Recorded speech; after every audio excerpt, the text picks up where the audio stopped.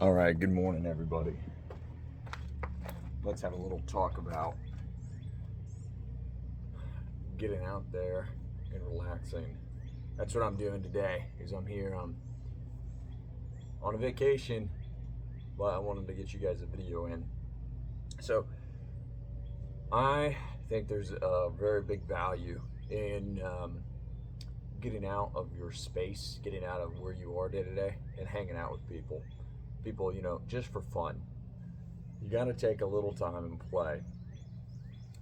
If you don't, you lose perspective. And when you lose perspective, you end up missing things that really could be helping you in life. And it helps you to reassess what it is that you need to do in order to perform better. So, some people, they play a little too much. They like to go out and hang out and party every day and, have a good time, and they're not focused on the work. But really, I'm talking to the people who are driven, the people who are always wanting to win. When you're in these states, right, you get into this hyper scarcity type mindset if you stay in that for too long. And you end up making everything about competition, making everything about comparing yourself from others. But if you can just get out and you can go and goof off at times, not all the time, but just take a little slice. Right now, it's Memorial Day weekend. We're going to have, a good time. And really what I try to do on these trips is just laugh as hard as I can. I make it a challenge. Can I make someone laugh until they cry?